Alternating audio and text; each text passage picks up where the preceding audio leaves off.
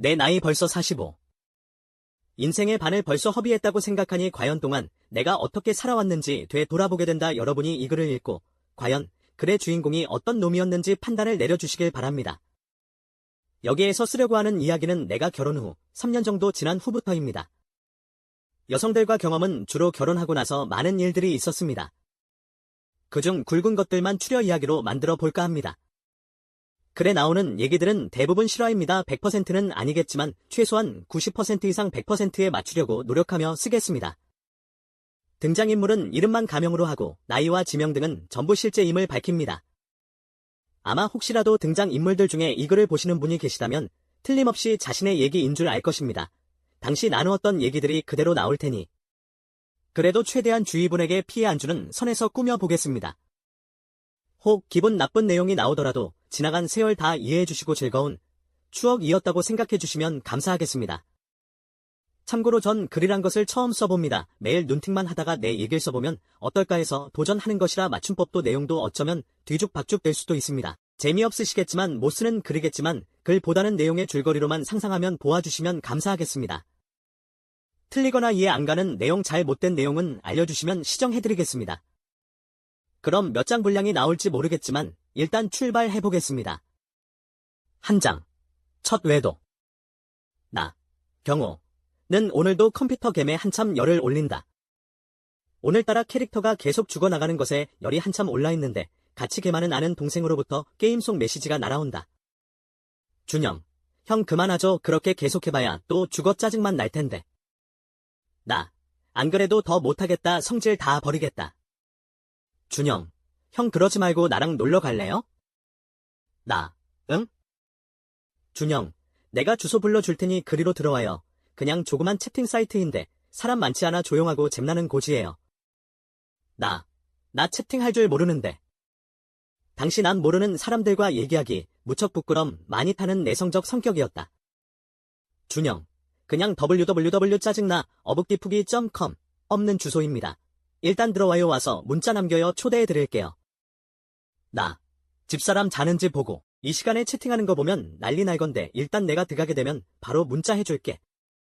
나의 이 한 번의 선택이 내 일생의 중요한 결정이 될지 그때까진 전혀 생각도 못했다. 겜을 정리하고 큰 방에 들어가 보니 집사람과 큰애는 언제부터인지 벌써 잠에 빠져 있었다. 집사람은 잠이 많아서 항상 10시 넘기기 너무 힘들어하는 성격이었고 난 반대로 보통 새벽 2시 전엔 잘 잠을 못 이루는 체질이라 다시 컴퓨터 방으로 들어갔다. 할 일도 없고 해서 후배가 가르쳐준 주소를 치고 들어가니 분홍색의 이쁘장한 채팅 사이트가 눈에 들어온다. 무엇 때문인지 포근하고 마음이 편안해지는 그런 느낌이 참 좋아 보이는 그런 곳이었다. 운영자가 누군지 참 잘 관리하는구나 라는 생각이 드는.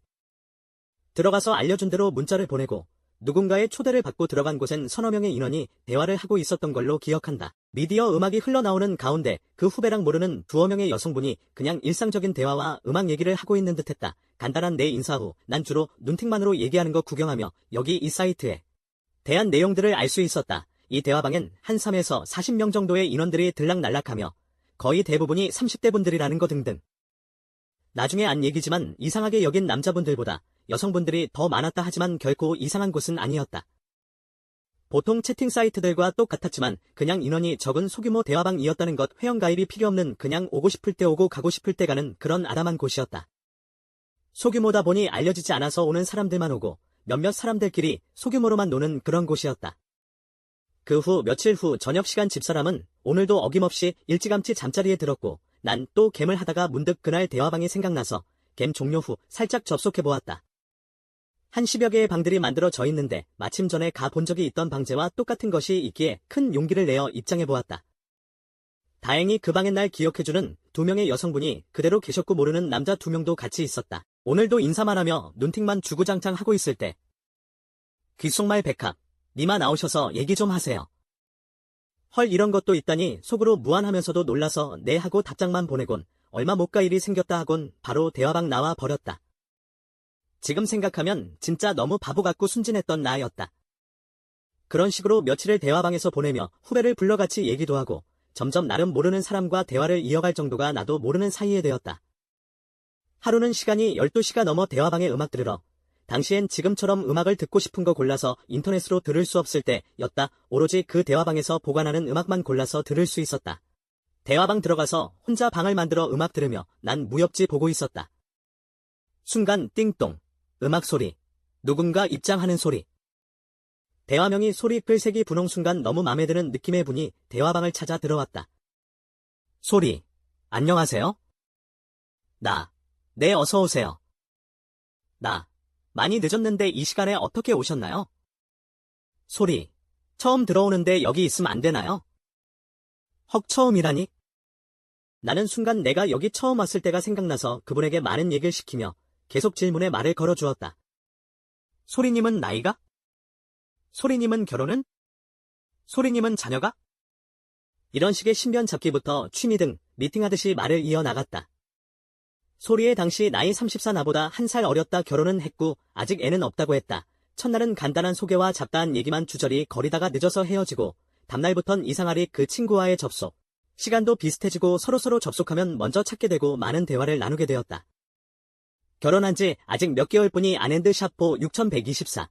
구 남편은 어릴 적부터 친구라 신혼 같지도 않고 지루하다는 등의 말. 결혼하고 나니 결혼 전에 보이던 것이 너무 많이 보여서 힘들다고, 자신을 너무 감시해서 의처증이 좀 심한 듯 하다 등 남편은 아침 6시에 일 나가서 빨리 들어오면 밤 9시경 툭하면 회사서 자고 온다며 일주일에 하루 3일은 외박이라는 둥 그녀의 힘든 부분을 같이 공유할 정도로 가까워진 듯 했다. 서로 멀리 떨어져서인지 눈에 안 보여서인지 서로 못할 말 할 말 해가며 어느 사이에 우린 그 대화방 공식 커플처럼 급속히 가까워지게 되었고 서로 전화번호도 공유하며 문자로 각자 임자들이 있는 몸이라 비밀스럽게 농담도 해가며 점점 가까워졌다.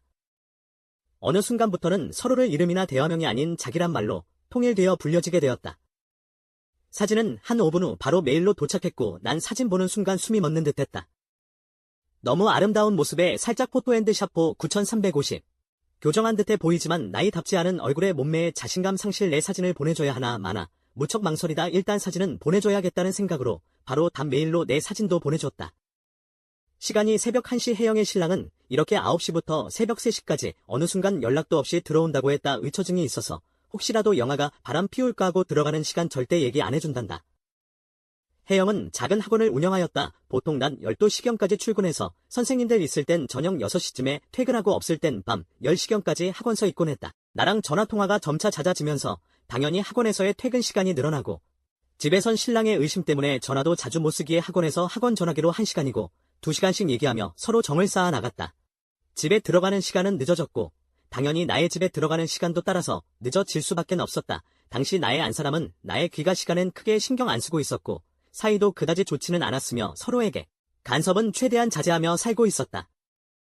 오늘도 어김없이 밤 12시쯤 혜영이와 대화방에서 소리. 자기야 애엄만? 나 자고 있지 뭐 왜? 신경 쓰여. 소리. 그럼 신경 안 쓰이냐 이것도 엄연히 불륜이라면 불륜인데. 나. 하하 괴하너 우리가 뭐 나쁜 짓 하냐. 그냥 이렇게 서로 얘기하며 스트레스 푸는 거지. 너랑 이렇게 얘기하고 나면 다음날 일도 잘 되고 생활에 활력소가 되니 도리어 상대방한테 이익이지 나쁠 건 뭐 있어 안 그래. 난 이렇게 말도 안 되는 얘기로 그녀를 설득했고 그녀도 나에게 맞장구를 쳐주었다. 늦게 배운 도둑이 날 셀지 모른다고. 우린 점점 자기를 합리화하며 우리 사이를 정당화 지으려고 엎치고 짜 맞추려고 했던 것 같다. 그러던 어느 날 갑작스럽게 아침에 그녀에게 전화가 왔다.